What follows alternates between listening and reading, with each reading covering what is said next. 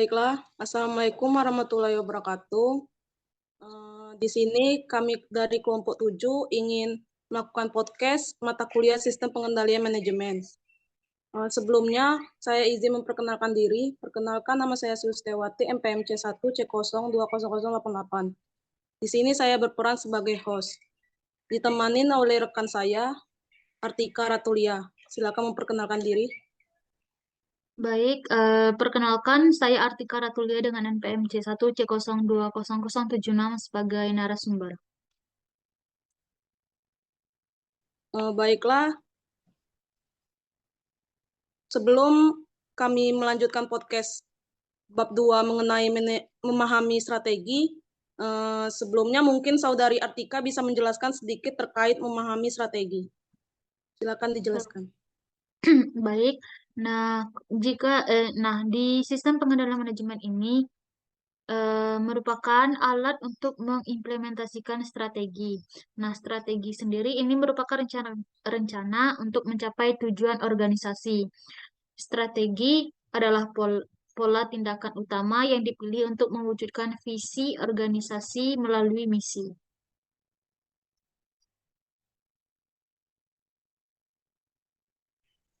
Baiklah, terima kasih Saudari Artika atas penjelasan mengenai memahami strategi. Sebelumnya saya izin bertanya, bisa tolong jelaskan sedikit mengenai visi, misi, dan tujuan yang Anda sebutkan tadi. Baik, nah visi sendiri ini merupakan gambaran yang menantang dan imajinatif tentang peran, tujuan dasar, karakteristik, dan filosofi organisasi di masa yang akan datang. Ini menajamkan tugas-tugas strategik perusahaan. Lalu misi sendiri itu mendefinisikan bahwa bisnis organisasi berada pada atau harus berada pada nilai-nilai dan keinginan stakeholders yang meliputi produk, jasa, pelanggan, pasar, dan seluruh kekuatan perusahaan.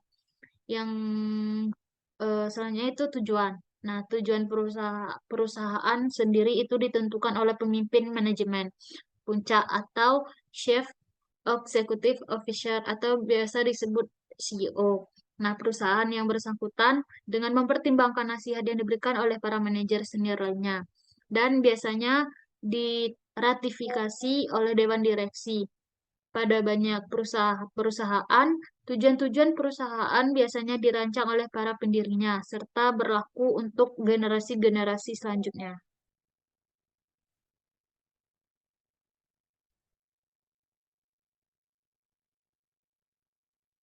Baiklah, terima kasih Saudari Artika atas penjelasan mengenai visi, misi, dan tujuan yang telah disebutkan tadi. Sebelumnya saya izin bertanya lagi, tolong jelaskan tujuan perusahaan profit. Nah, tujuan perusahaan profit sendiri itu terdiri dari 4. Yang pertama itu profitabilitas.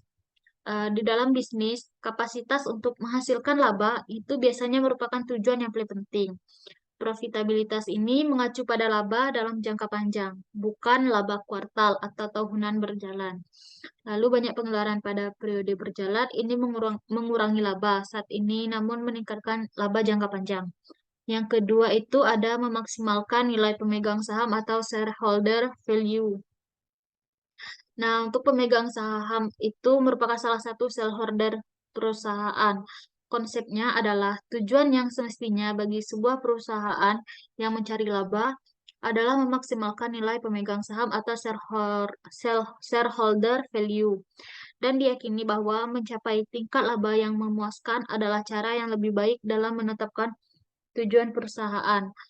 Ada 2 alasan untuk hal tersebut. Yang pertama, istilah memaksimalkan menyiratkan bahwa selalu ada cara untuk mendapatkan jumlah maksimum yang dapat dihasilkan oleh sebuah perusahaan. Yang kedua, meskipun upaya mengoptimalkan nilai pemegang saham mungkin menjadi tujuan utama, namun ini bukan berarti merupakan satu-satunya tujuan bagi banyak organisasi. Yang ketiga itu ada meminimalkan risiko. Upaya sebuah organisasi perusahaan untuk meningkatkan profitabilitas ini sangat dipengaruhi oleh kemauan pihak manajemen untuk mengambil risiko. Tingkat pengambilan risiko sangat bervariasi. Ini tergantung pada kepribadian atas masing-masing individu di jajaran manajemen. Akan tetapi, selalu ada batas atas. Sejumlah organisasi perusahaan secara terang-terangan menyatakan bahwa tanggung jawab utama manajemen adalah menjaga aset-aset perusahaan, sedangkan profitabilitas menjadi tujuan kedua. Yang keempat itu ada pendekatan banyak stakeholders. Organisasi-organisasi ini terlibat dalam 3 jenis pasar. Yang pertama itu ada pasar modal, pasar produk, dan pasar faktor. Lalu sebuah perusahaan ini bertanggung jawab kepada banyak stakeholders, yaitu pemegang saham, konsumen, pegawai, pemasok, dan masyarakat. Idealnya, sistem pengendalian manajemen ini harus mengidentifikasi tujuan-tujuan dari setiap kelompok ini dan mengembangkan sistem penilaian atau scorecard untuk menilai kinerja mereka. Mungkin itu. Baiklah, terima kasih Saudari Artika atas penjelasan mengenai tujuan perusahaan profit. Selanjutnya saya izin bertanya lagi, jelaskan juga bagaimana konsep strategi tersebut. Mengenai konsep strategi, ada kesepakatan umum bahwa strategi mendeskripsikan arah umum yang akan dituju suatu organisasi untuk mencapai tujuannya. Lalu sistem perumusan strategi ini menghasilkan keluaran yang penting bagi organisasi, yaitu strategi. Ketetapan pemilihan strategi akan menjadi penentu efektivitas dan efisiensi pemanfaatan seluruh sumber daya organisasi dalam perwujudan visi organisasi.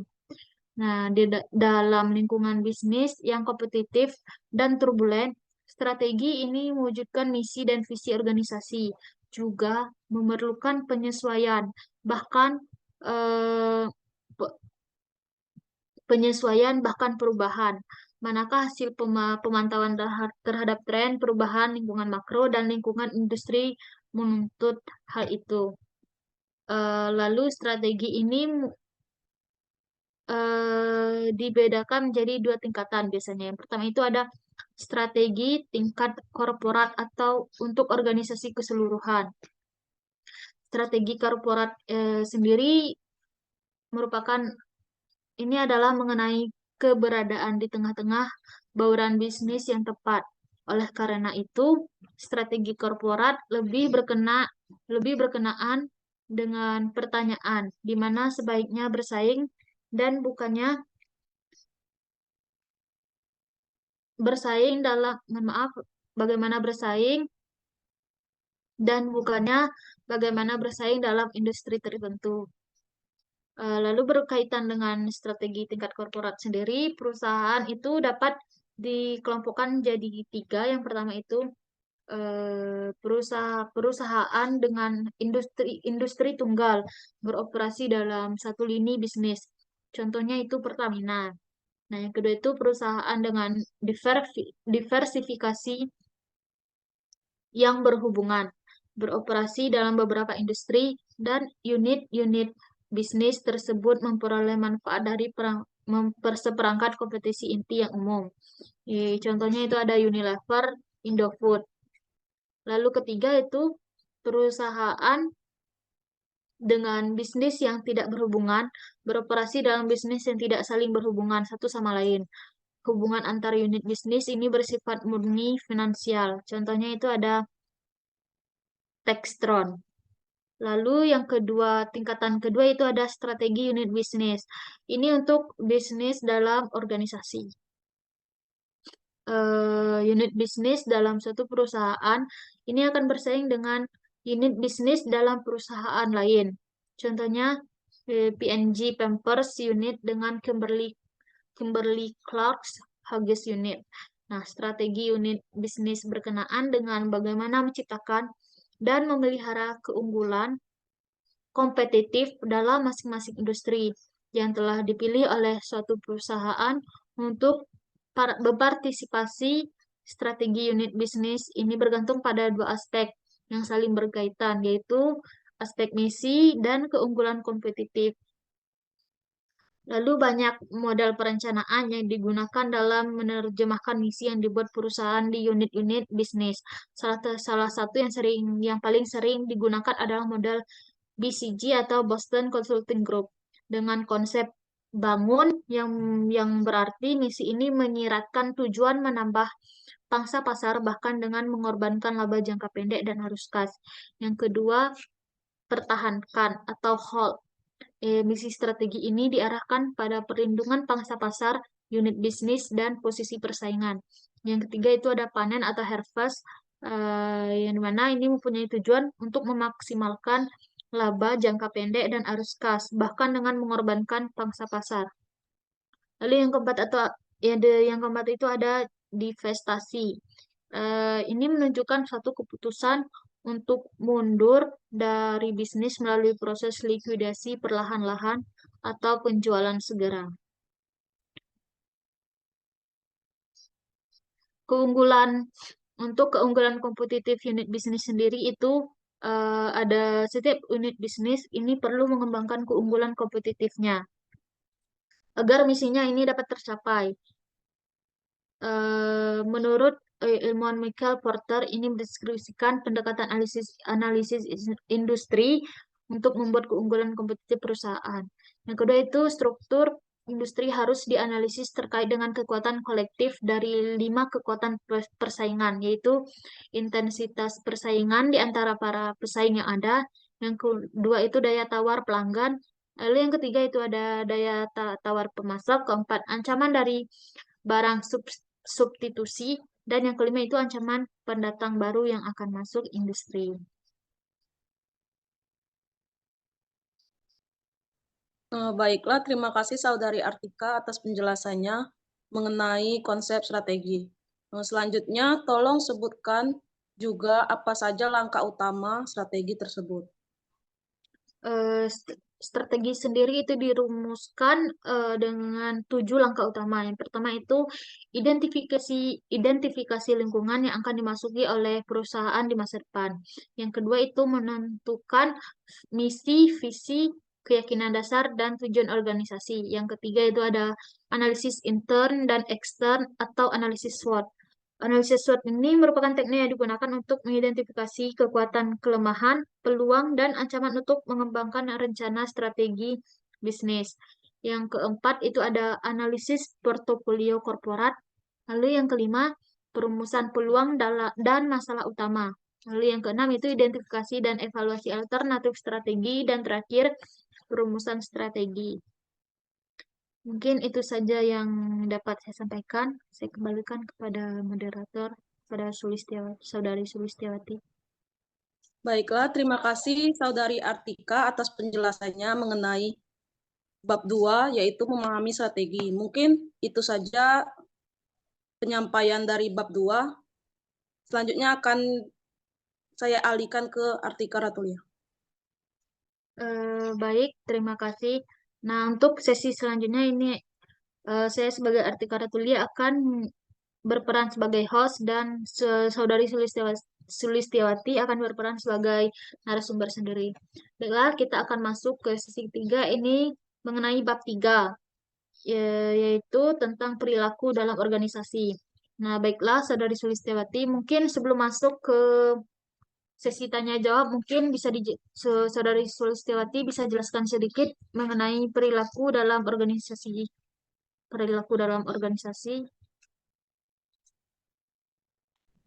Baiklah, terima kasih atas kesempatannya. Selanjutnya kami akan membahas bab 3 mengenai perilaku dalam organisasi.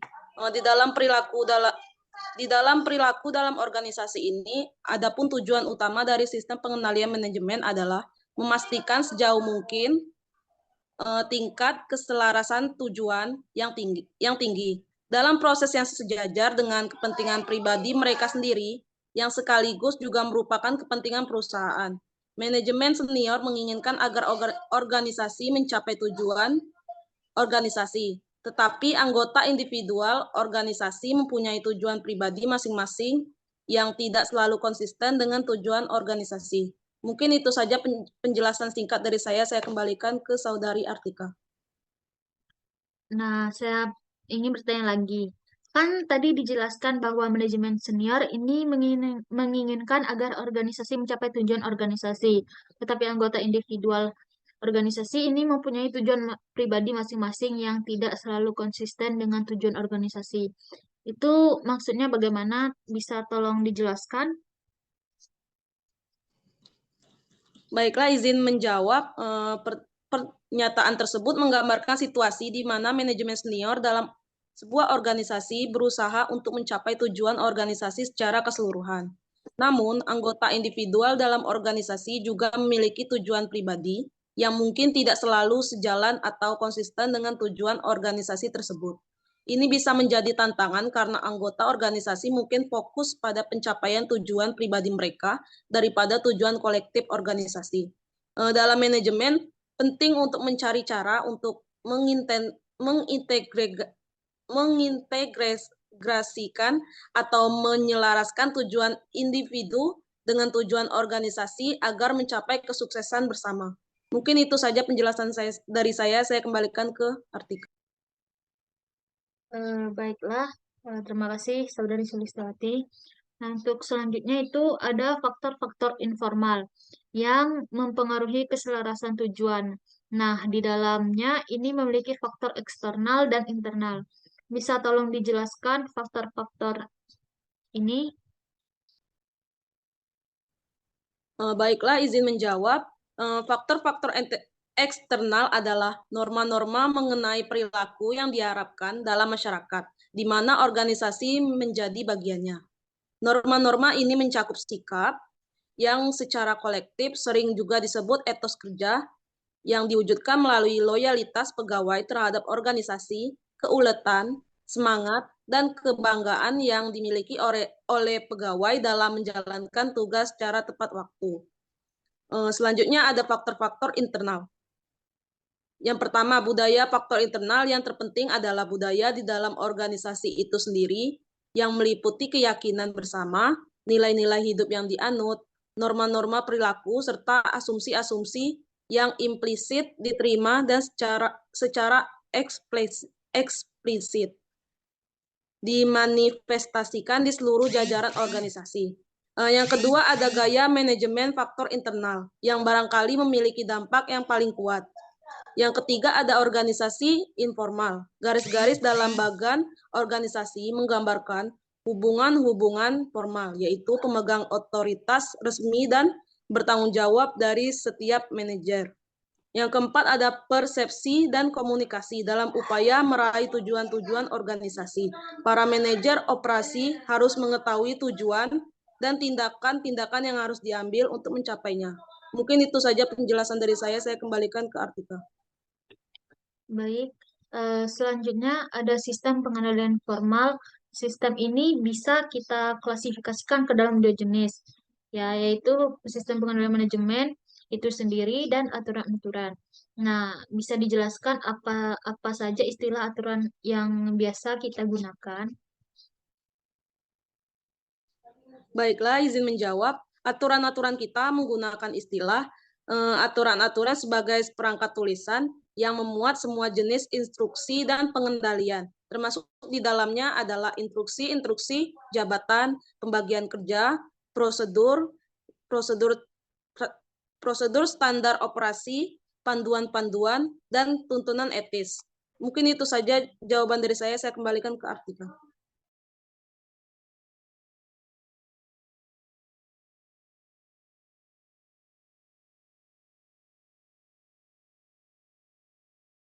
Mohon maaf, selanjutnya ini ada jenis-jenis organisasi.